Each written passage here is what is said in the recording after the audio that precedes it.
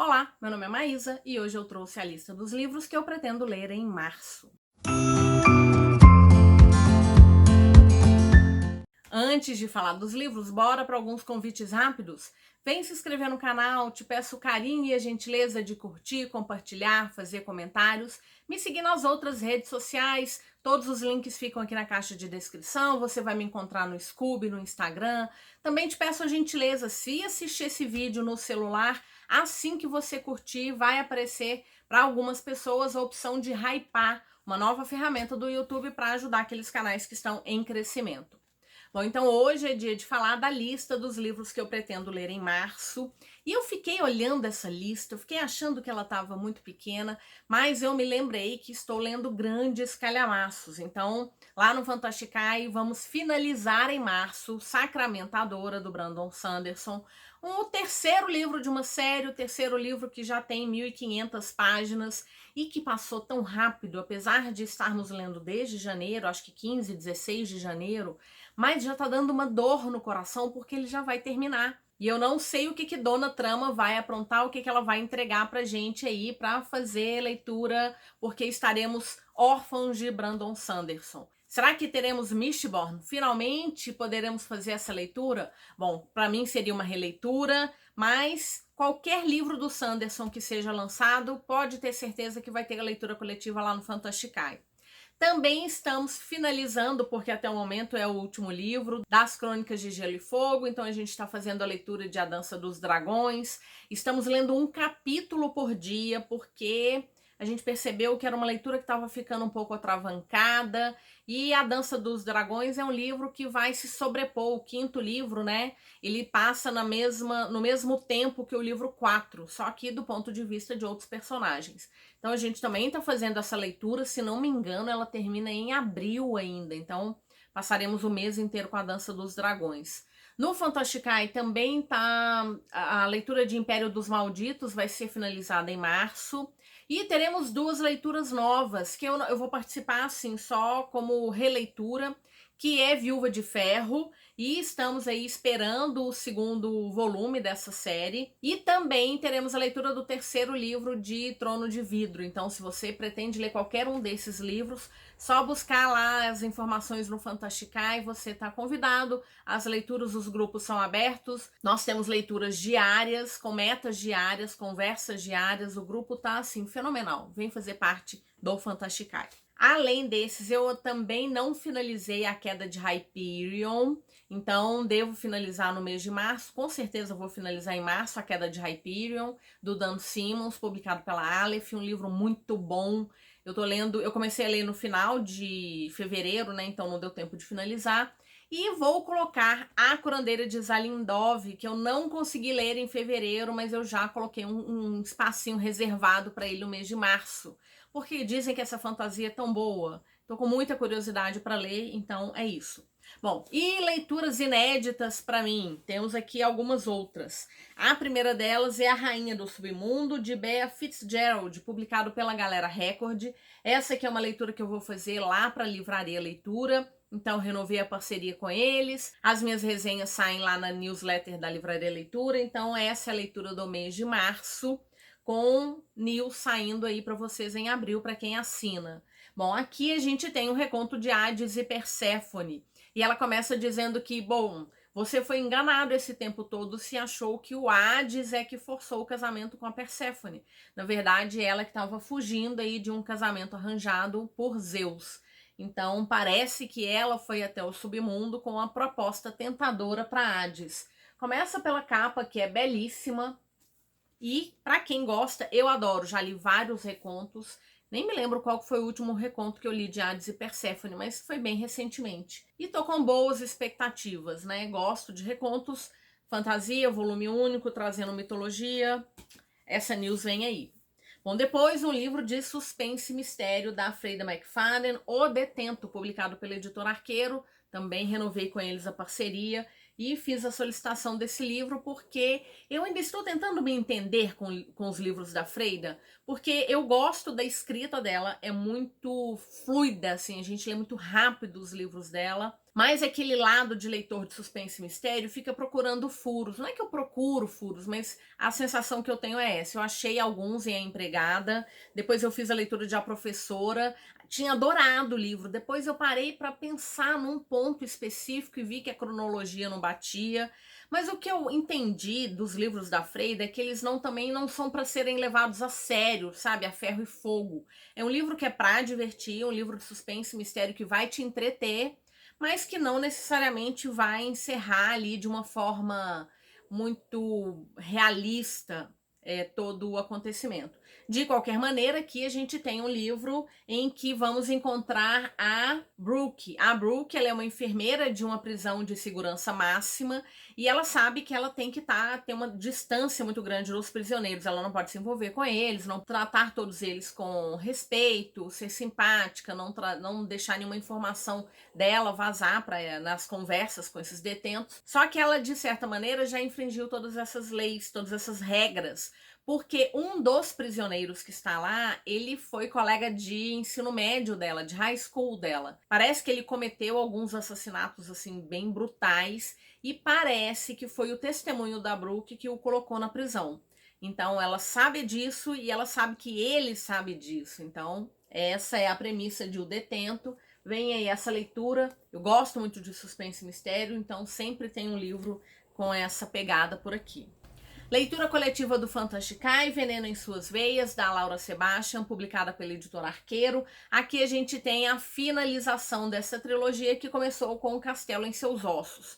E assim, eu adoro as histórias da Laura Sebastian. A gente já fez a leitura de uma trilogia dela, se não me engano foi no Fantasticai mesmo, que é Princesa das Cinzas. Adoro, sabe? As histórias dela são fantasias épicas com a pegada mais jovem. Porque a gente tem romance, claro, mas ele tá longe de ser o foco. A gente tem muita política, muito estratagema, né? Muitas intrigas, muitos planos, coisas que vão por água abaixo. Ela não tem medo de matar a personagem. E eu gosto muito de como que ela vai construindo. Então, de fato, é uma fantasia épica, só que mais jovem, né? Muito mais gostosa de ler, talvez, do que algumas delas, mais fluida. E aqui nós temos 3 princesas, 3 irmãs, que foram criadas para se casarem com 3 príncipes, porque estamos falando de um continente que tem 4 reinos. Ele já foi um único reino, um único império, mas guerras aconteceram e ele foi dividido em 4 lugares.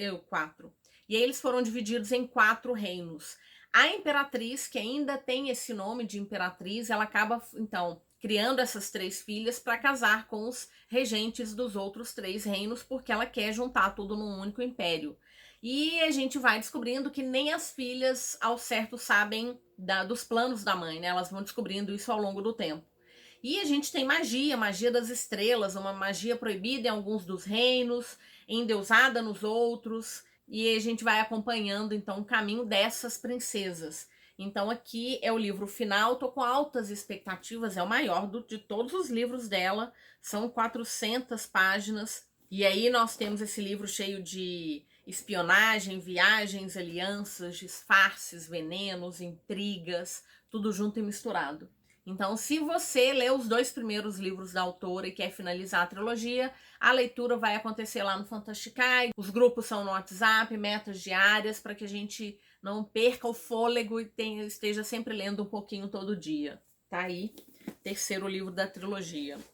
Um livro que eu falei bastante dele aqui, eu falei quando ele estava em pré-venda, depois eu coloquei ele numa das listas de livros para serem lidos em 2025. Estou falando de Quando as Mulheres Eram Dragoas, da Kelly Hill, publicado pela Gutenberg.